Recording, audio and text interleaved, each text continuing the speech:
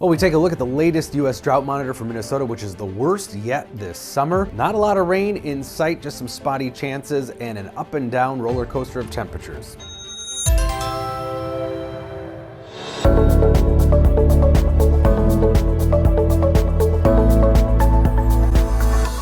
So the latest drought monitor is not good. In fact, it's the worst this year, worst in 2 years. We now have two pockets of the worst category of drought, exceptional drought on the edge of Aiken and Carleton counties, and then Freeborn and Mower counties in southeastern Minnesota have that exceptional drought. Severe drought, extreme drought, all those categories expanding across the state. This is looking back at mid-August, and you can see how the drought worsens as we head into the last couple weeks, mostly because not just the rainfall deficits, the lack of rain, but also those two extreme, rare late season heat waves we had. That really helped to dry out those soils more.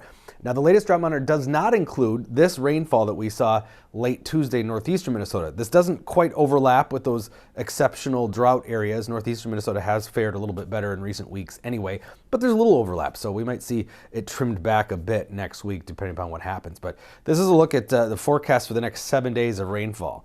We're talking about 1/10 to maybe 2/10 of an inch of rain. This is not enough to help the drought at all, because we're at a point, even in September where it's drier, you need 1/10 of an inch per day on average to just kind of stay even. We do have some showers and thunderstorms coming late Saturday. This is going to be leftover stuff from the Dakotas, not real substantial. Some of that will linger into Sunday morning, and then we could have an instability-driven pop-up shower or two Sunday afternoon. So the weekend doesn't look real great. Morning, afternoon looks better for eastern Minnesota. And then another very isolated or spotty chance again late Tuesday. And again, all of those chances of rain adding up to very little. So that just tells you these are not real wet or heavy rainfall producing scenarios. Cool morning though out to the west, where it was clear all last night. We stayed in the clouds. You can see the difference, 40s and 50s in eastern Minnesota versus 30s and 40s to the west. Several spots in western Minnesota in the 30s. Coolest temperatures for some places since May. 'Tis the season where we'll keep doing that. But the clouds are hanging on to eastern Minnesota. We've got sunshine to the west. It'll be warmer out there today as a result. Low to even some mid-70s in west central Minnesota, out around Montevideo, Benson, some of those spots.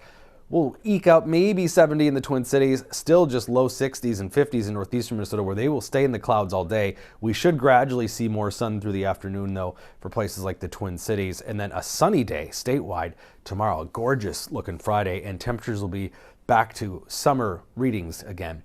But tonight's going to be cool for the eastern part of the state. It's our turn this time as those clouds clear out. I think we'll see several 30s in northeastern Minnesota to around 40 degrees. Twin Cities, probably low 50s. If we hit 52, that will be the coolest in about 3 months for us. And then much warmer tomorrow, near 80 here, into the 80s again in west central Minnesota, and then probably around 80 in southern Minnesota on Saturday.